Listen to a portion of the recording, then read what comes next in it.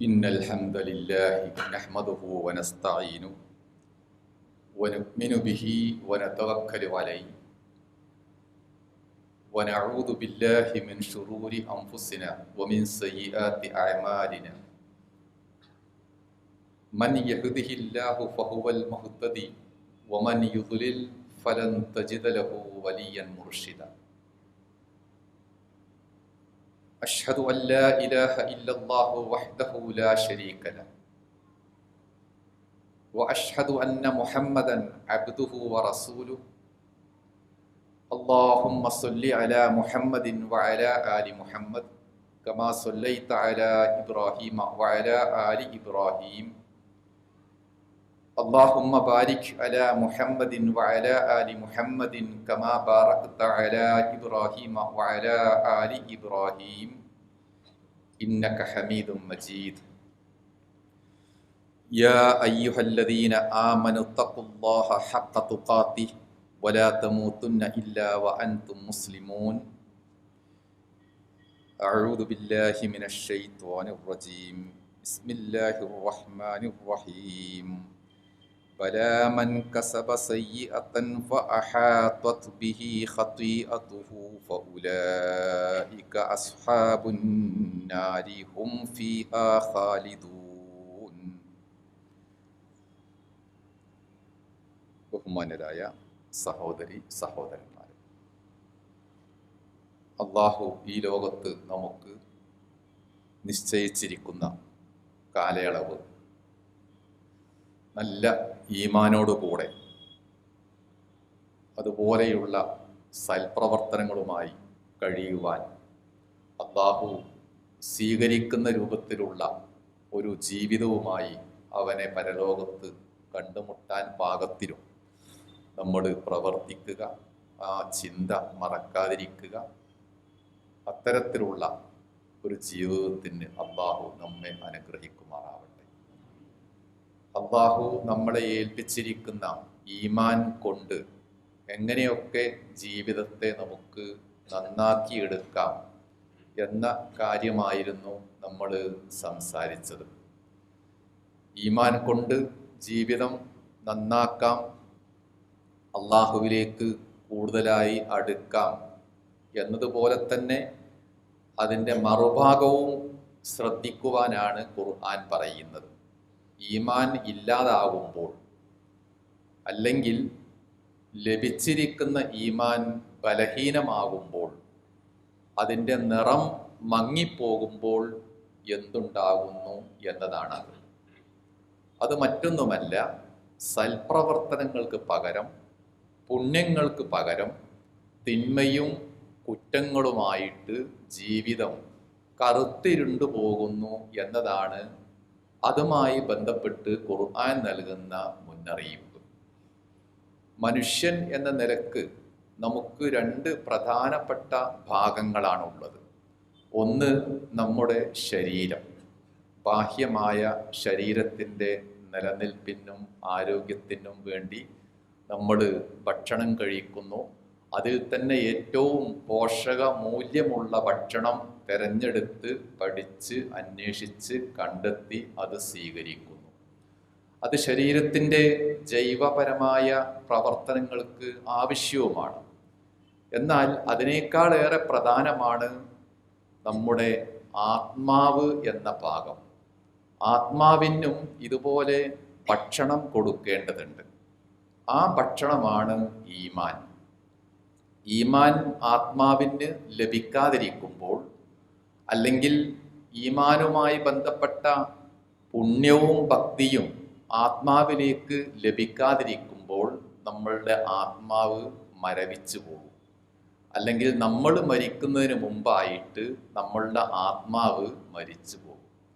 അങ്ങനെയുള്ള അവസ്ഥ, അപകടകരമായ അവസ്ഥ ഇല്ലാതിരിക്കാനാണ് ഖുർആൻ നന്മകൾ ചെയ്യുക എന്നതിനോടൊപ്പം നന്മയല്ലാത്തത്, തെറ്റുകൾ ഒരിക്കലും ചെയ്യാൻ പാടില്ല എന്നുകൂടി കർക്കശമായി പറയാൻ കാരണം.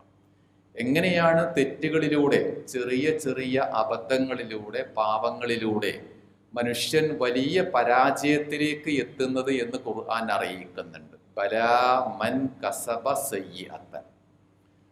ഒരാൾ ഒരു സയ്യിഅത്ത്, ഒരു തെറ്റ് ചെയ്യുന്നു. തെറ്റ് ഒന്നല്ലേ എന്ന് വിചാരിച്ച് നമ്മൾ നിസ്സാരമാക്കേണ്ടതില്ല.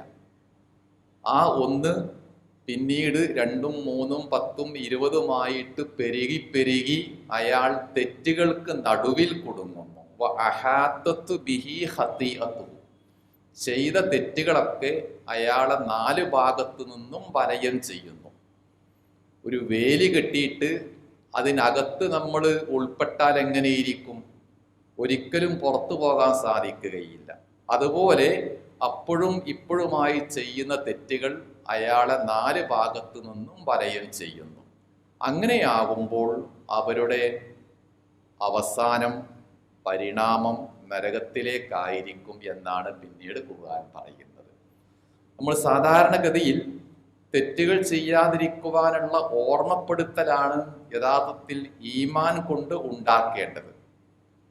ഒരു മുസ്ലിം അല്ലെങ്കിൽ ഒരു മുഅ്മിൻ എന്ന് പറയുമ്പോൾ സാധാരണഗതിയിൽ അയാൾക്ക് ഈമാൻ ഉണ്ടാകും, ഇസ്ലാം ഉണ്ടാകും, പടച്ചവനെ പറ്റി പേടിയുണ്ടാകും, ബോധമുണ്ടാകും എന്നെല്ലാം അനുമാനിക്കും.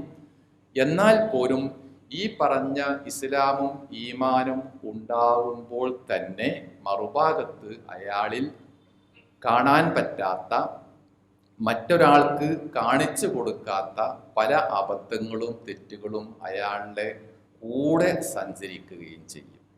ഇങ്ങനെ അബദ്ധങ്ങളിലൂടെയാണ്, തെറ്റുകളിലൂടെയാണ് ഒരാൾ പോകുന്നത് എങ്കിൽ നമ്മൾ നേരത്തെ പറഞ്ഞ നമ്മളുടെ ആത്മാവിന് ലഭിക്കേണ്ട ഭക്ഷണം നഷ്ടപ്പെടുന്നു. നമ്മൾ മരിക്കുന്നതിന് മുമ്പായിട്ട് ആത്മാവ് മരിച്ചു പോവുകയും ചെയ്യും. അപ്പോൾ തെറ്റുകൾ ചെയ്യാതിരിക്കാനുള്ള ഏറ്റവും എളുപ്പമുള്ള മാർഗമായി നബി സല്ലല്ലാഹു അലൈഹി വസല്ലമയും അതുപോലെ ഖുർആനും അറിയിക്കുന്നത് നമ്മൾ മനസ്സിലാക്കിയ പോലെ അള്ളാഹുവിനെ പറ്റിയുള്ള ബോധ്യമാണ്. ആ ബോധ്യം ലളിതമായ വാക്കിലൂടെ റസൂലുള്ള പറയുന്നുണ്ട്. അഫ്ളലുൽ ഈമാനി അൻ തഅലമ അന്നല്ലാഹ മഅക ഹൈസു കുൻത. ഈമാനിൻ്റെ ഏറ്റവും മെച്ചപ്പെട്ട ശ്രേഷ്ഠകരമായ ഭാഗം ഏതാണ്? നമ്മൾ എവിടെയാണെങ്കിലും നമ്മളുടെ കൂടെ അള്ളാഹു ഉണ്ട് എന്ന് മനസ്സിലാക്കലാണ് അത്. അപ്പോൾ പിന്നെ തെറ്റ് ചെയ്യാൻ ധൈര്യം വരികയില്ല. നമുക്ക് കണ്ണ് വെട്ടിക്കാൻ പറ്റാത്ത, കബളിപ്പിക്കാൻ പറ്റാത്ത ഒരാൾ കൂടെയുണ്ടെങ്കിൽ, ആ ഒരു ബോധം മനസ്സിനെ ഭയപ്പെടുത്തുന്നുവെങ്കിൽ ഒരിക്കലും ആ അള്ളാഹു ഇഷ്ടപ്പെടാത്ത കാര്യങ്ങൾ നമ്മിൽ ഉണ്ടാവുകയില്ല. അത് ആദ്യം പറഞ്ഞതിനും പ്രചോദനമായിരിക്കണം. നന്മകളും പുണ്യങ്ങളും ഭക്തി വർദ്ധിപ്പിക്കാൻ ആവശ്യമായ ഏതെല്ലാം കാര്യങ്ങളുണ്ടോ അവയെല്ലാം യഥാവിധി ചെയ്യാനും ഇതേ ബോധം വേണം. അള്ളാഹു എൻ്റെ കൂടെയുണ്ട് എന്നത്.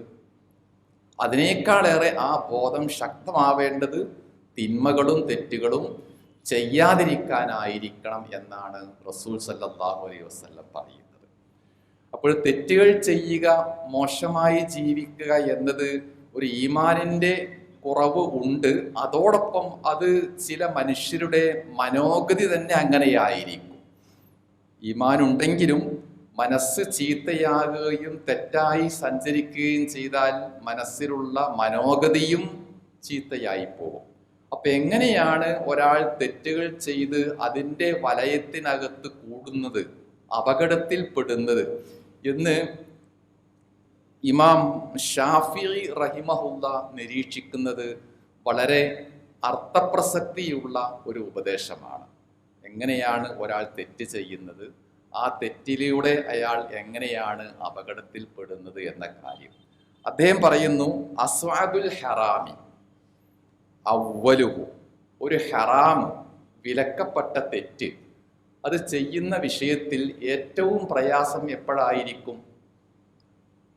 ആദ്യമായിരിക്കും. അതുവരെ തെറ്റ് ചെയ്യാത്തൊരു മനുഷ്യൻ ആദ്യമായിട്ട് ഒരു തെറ്റ് ചെയ്യുമ്പോഴാണ് വലിയ പ്രയാസമുണ്ടാകുക. പാപ്പ കാണുന്നുണ്ടോ, അമ്മാവൻ കാണുന്നുണ്ടോ, പള്ളിയിലെ ഇമാമ് ശ്രദ്ധിക്കുന്നുണ്ടോ, അങ്ങനെ ഒരുപാട് ഭയാശങ്കകൾക്കിടയിൽ നിന്നുകൊണ്ടാണ് ആ തെറ്റിന്റെ ഒന്നാം ഘട്ടം അയാൾ കുറിക്കുന്നത്. സുമ്മ യസ്ഹലു, പിന്നെ അയാൾക്ക് എളുപ്പമായി തീരും. ഇന്നലെ ചെയ്തു, ആരും കണ്ടില്ല, എന്നാൽ പിന്നെ ഇന്നും ചെയ്യാം എന്നൊരു എളുപ്പത്തിലേക്ക് മനസ്സ് നീങ്ങും. സുമ്മ യുസ്തസാവു, പിന്നെ അത് തുടരെ ചെയ്യാൻ തുടങ്ങും. ഇന്നും നാളെയും മറ്റന്നാളും എല്ലാ ദിവസവും ആഴ്ചയിൽ 7 ദിവസവും ചെയ്യുക എന്ന മനോഗതിയിലേക്ക് അയാൾ നീങ്ങും. സുമ്മ യുലഫു, പിന്നെ ആ തിന്മയുമായി അയാൾ മാനസികമായിട്ട് ഇണങ്ങിക്കഴിയും, മനസ്സിന്റെ ഭാഗമായിട്ട് മാറും. നമസ്കാരം, നോമ്പ്, ഖുർആൻ എന്ന് പറയുമ്പോൾ തന്നെ ഈ തെറ്റ് അയാളുടെ മനസ്സിൽ നിന്ന് പറിച്ചു മാറ്റാൻ പറ്റാത്ത രൂപത്തിൽ ആ തെറ്റുമായിട്ട് ഒരു ഇൽഫത്ത്, ഒരു സൗഹൃദം അയാൾ സ്ഥാപിക്കും. സുമ്മ യഹ്ലു, പിന്നെ ആ തെറ്റിലായിരിക്കും ജീവിതം അയാൾ മധുരമായി കാണുന്നത്.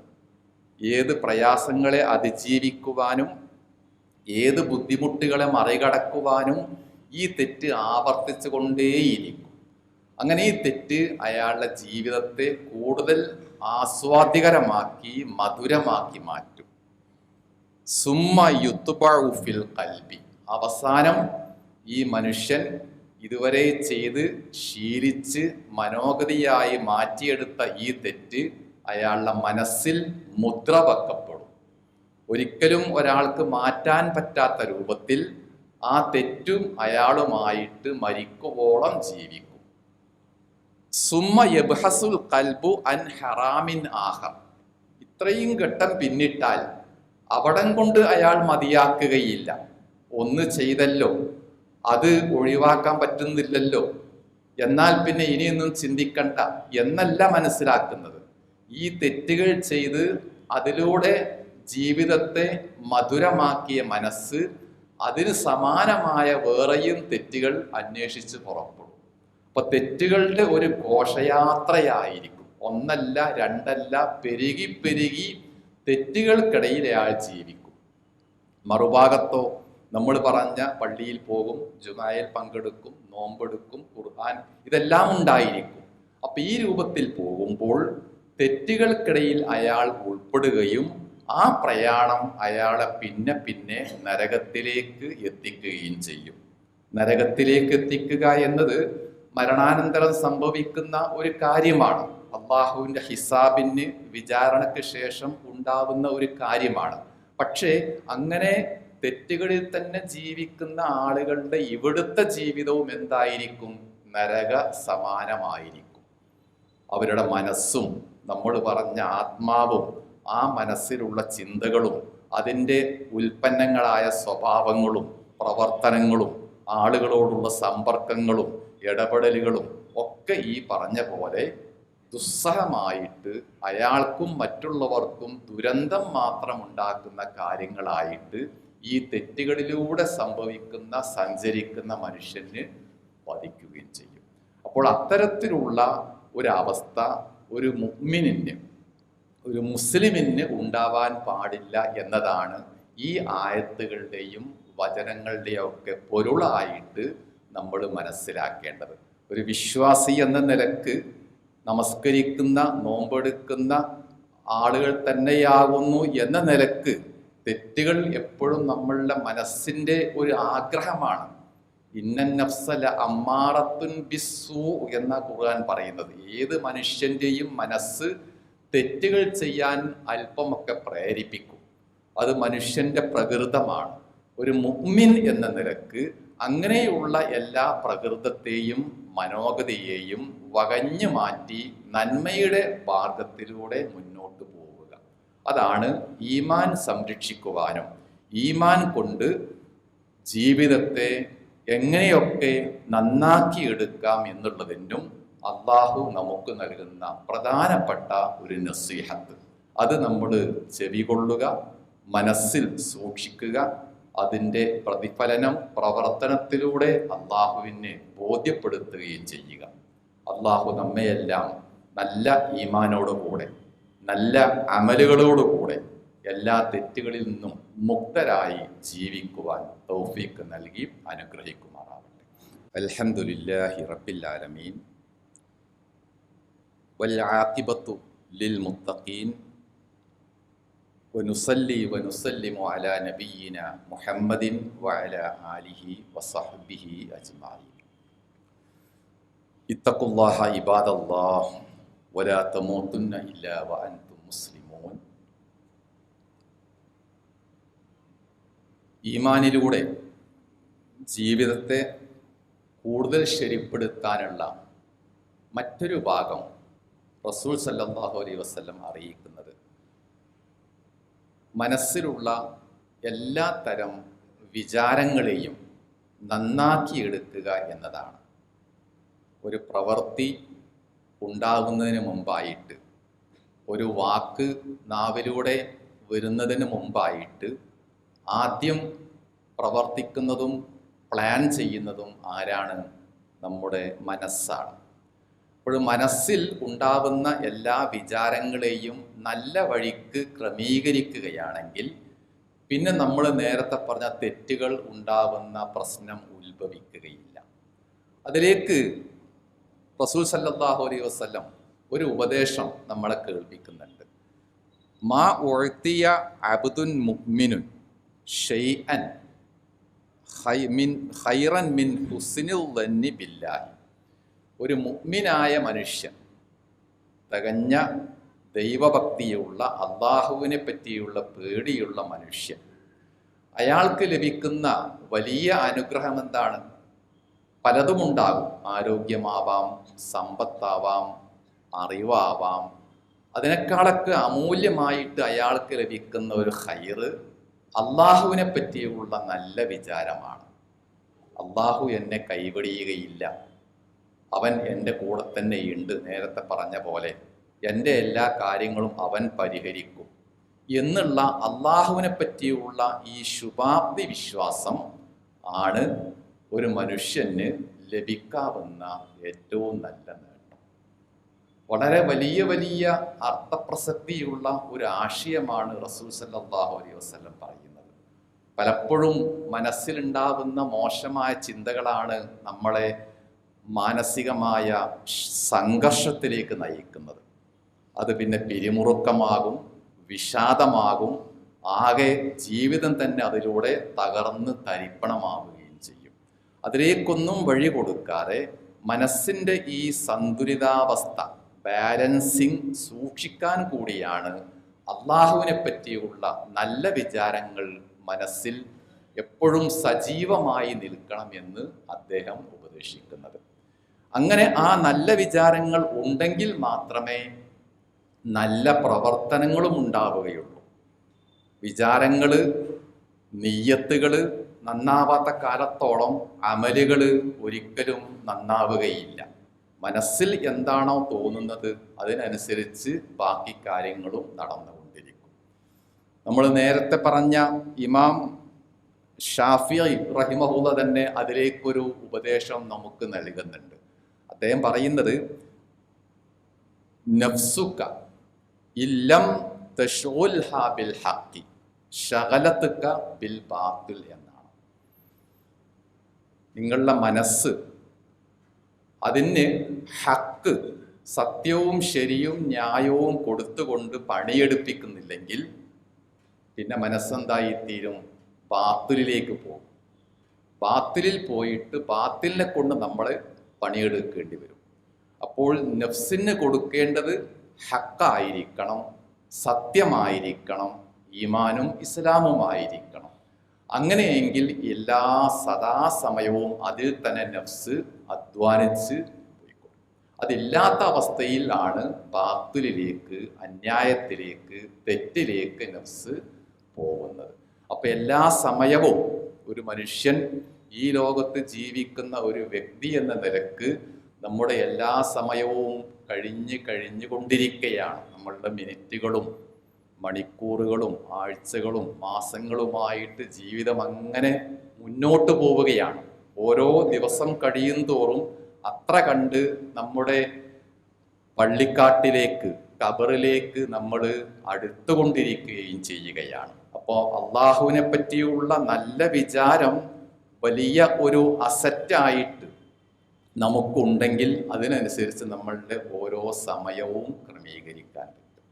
ലോകത്ത് സമയം ക്രമീകരിക്കാത്തത് കൊണ്ട്, ഈ ഒരു ബോധമില്ലാത്തത് കൊണ്ട് പലതരത്തിലുള്ള നഷ്ടങ്ങളും ആളുകൾക്ക് സംഭവിക്കുന്നുണ്ട്. സമയത്തിൻ്റെ മൂല്യം അറിയുന്നവർ മാത്രമേ ഈ പറഞ്ഞ പോലെ മനസ്സിനെയും അതിൽ നിന്നുള്ള അമലുകളെയും ക്രമീകരിക്കുകയുള്ളൂ.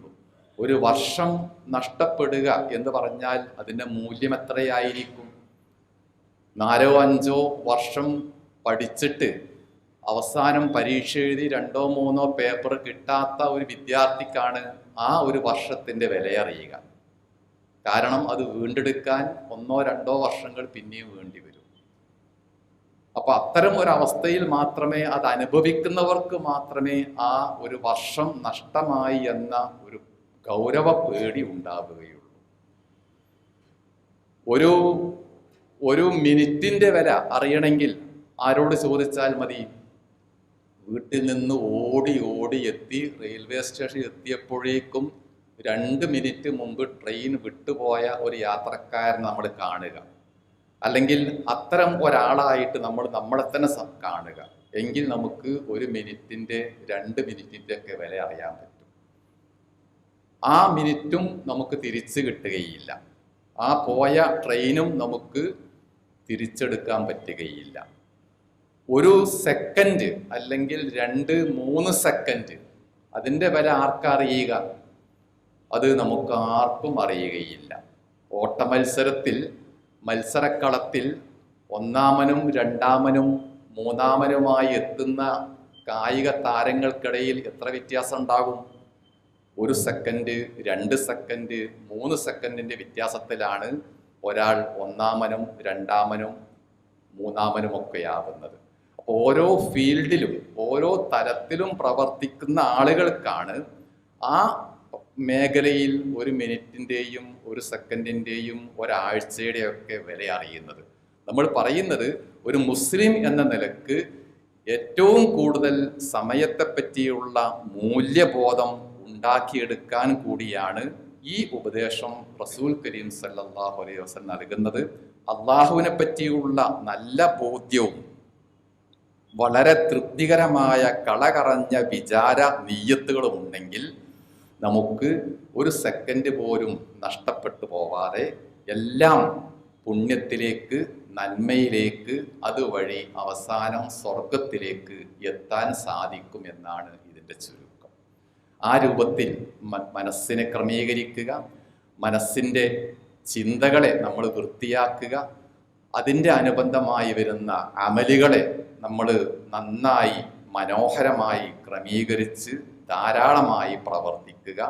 സർവോപരി നമുക്ക് നിശ്ചയിച്ചിരിക്കുന്ന ജീവിതം അത് സെക്കൻഡും മിനിറ്റും ആഴ്ചയും മാസങ്ങളുമൊക്കെ ഇതിനു വേണ്ടി ഒഴിഞ്ഞു വെക്കുകയും ചെയ്യുക.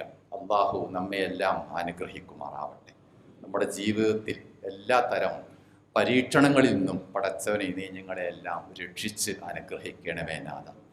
മരിച്ചുപോയ നമ്മുടെ മാതാപിതാക്കൾക്ക്, കൂട്ടുകുടുംബങ്ങൾക്കും സുഹൃത്തുക്കൾക്കും ഒക്കെ അള്ളാഹു ശിഫ നൽകി അനുഗ്രഹിക്കുമാറാവട്ടെ.